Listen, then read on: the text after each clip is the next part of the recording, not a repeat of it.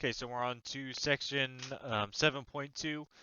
This is all about patterns in evolution and speciation.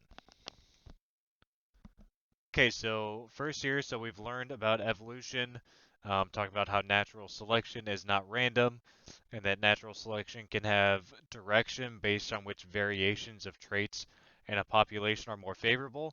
So as a result of those beneficial variations of traits, survive the variation of a trait to survive and to reproduce, and those that do not pass the particular variation will eventually die off. So basically, if you have a certain trait that is advantageous, you are more than likely going to survive and reproduce and pass on that trait. Well, if you don't have a trait that's advantageous, you're less likely to reproduce, and you're not going to pass along your traits that you have. So basically, the effects of natural selection will add up over time and over several generations. So if we look at this hypothetical situation here, so we have a population on the image showing on your screen. So a green body color is going to be favored by natural selection, whether it's, the environment has like a green and brown environment, so you blend in better and you camouflage, or you're just not picked on by like a predator or something. Um, so basically, with each generation, the alleles or variations of a trait that are associated with that green body color are going to increase. So the genes that get passed down that give a green color are going to increase in frequency. So over time, more and more individuals in a population will have that advantageous phenotype or that green body color. And because those individuals that are surviving have that green trait, they're going to pass on that trait more often because they're better adapted to their environment. So we can see throughout each generation, we're seeing more and more green coloring. And so patterns in evolution. So coevolution is a pattern evolution caused by species outcompeting one another. So essentially, the evolution in one species can affect the evolution in another species, which will create an evolutionary arms race. So coevolution is most often seen when different species have close ecological interactions with each other, so like predator and prey or parasite and host relationships, and then species that compete with one another or species that have mutualistic symbiotic relationships. So for example, there's currently an evolutionary arms race going on with humans and bacteria.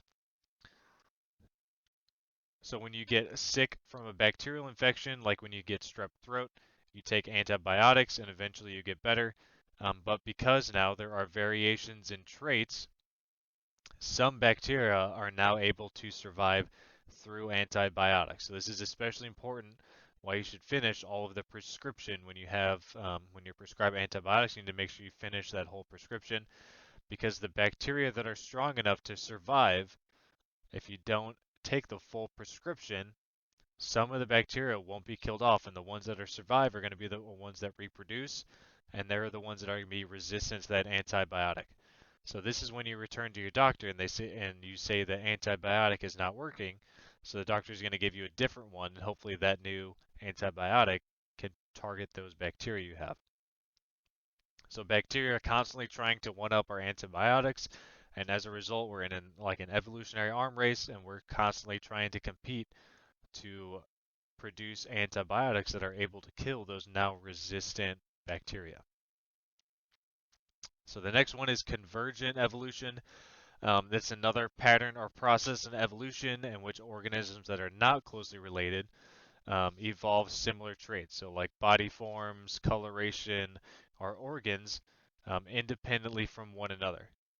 So this is usually the result of undergoing the same evolutionary pressures, such as residing in similar habitats or having similar niches or jobs in the ecosystem in which they live. So as a result, convergent evolution causes the formation of analogous structures to occur.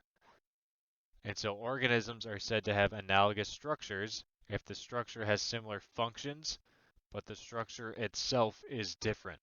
So therefore, analogous structures are not evidence of a common ancestor, and as a result references the fact that convergent evolution has occurred, and the organisms that have undergone the same selective pressures. So for example, we have the northern bluefin tuna and the dusky dolphin look the same, but they are unrelated. So these organisms have undergone convergent evolution for fins and like their sleek and slim bodies as a result of living in the ocean. And their fins and body shape are analogous structures because they are used for the same function, but the organisms themselves are not related because dolphins are mammals and tuna are fish. So here in this next image, so in the image we see hawk wings, bat wings, and then a butterfly. So all of these organisms have evolved similar characteristics such as wings. However, their ancestry is much different because bat wings are made up of flaps of skin and bone, while bird wings are made up of feathers, and then butterfly wings are made up of chitin. So we can think of convergent evolution as the evolution of similar characteristics in organisms that have different ancestry. So basically, it's the result of living in certain environments. The next one is divergent evolution. So this is the second pattern or process in evolution in which organisms that are or were once closely related evolve different traits as a result of different environments. So through divergent evolution, homologous structures may develop, and homologous structures are similar body structures, but they have different function caused by related organisms being in different environments. So essentially, these different environments have caused different adaptations to occur because specific variations were more favorable than others. So for example, the forelimbs or front limbs of animals like humans, cats, whales, and bats are all examples of divergent evolution and homologous structures, so they are all very similar because we all share mainly common ancestors. They are all an example of homologous structures because if you look at the bone structure and see the highlighted area of the bones themselves, they are all essentially the same structure in all these organisms. So another example to consider is the red fox on the top left of your screen and the kit fox on the right. So the kit fox is common in areas of the southwest U.S.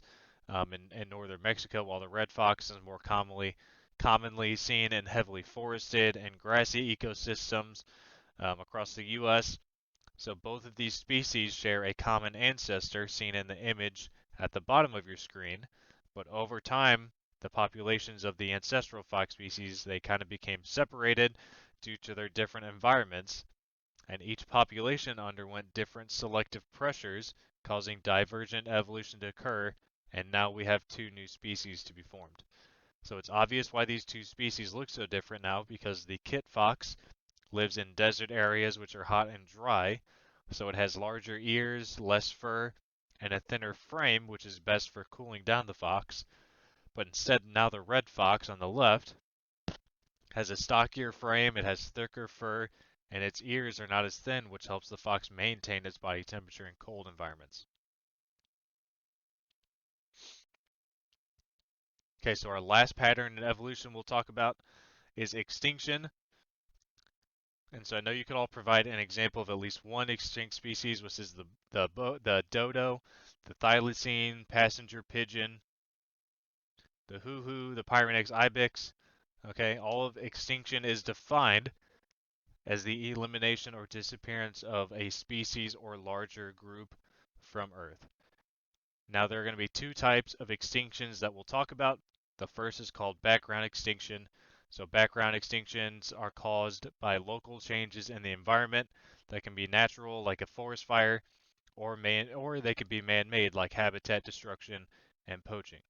But background extinctions are going to affect only a few species in a small area and tend to be less severe overall. One positive of background extinctions is that they generally occur at the same rate of speciation.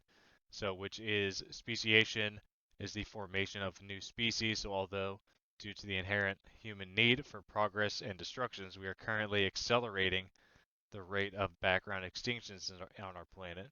which is why many scientists feel we are headed for our sixth mass extinction event. So the second type of extinction that kind of leads us into it is a mass extinction.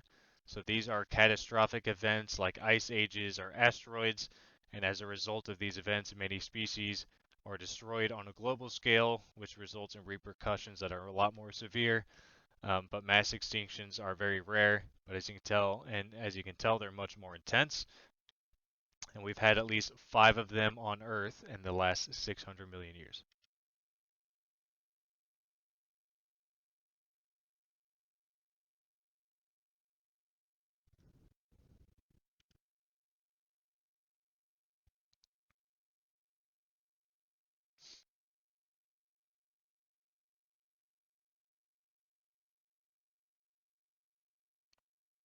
Okay, so throughout this unit, we've also emphasized the evolution takes a long time, and particularly that natural selection takes longer than artificial selection as well.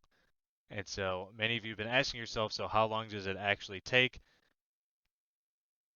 But it's not as concrete as we can observe and talk about.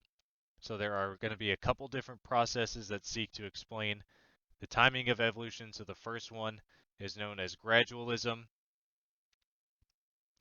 which is shown on the images here.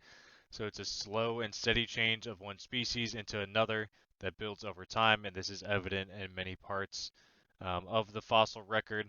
So the evolution of a horse is a great example. So the second process is known as punctuated equilibrium. So this is represented by long periods of little change over time, which is interrupted by short, rapid changes.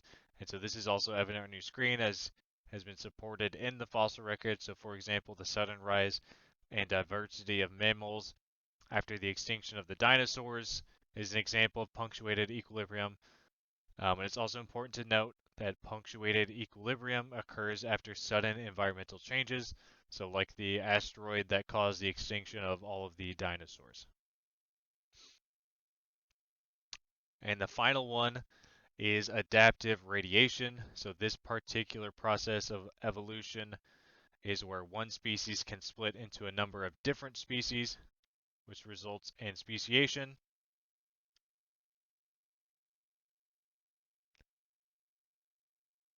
Or the formation of new species.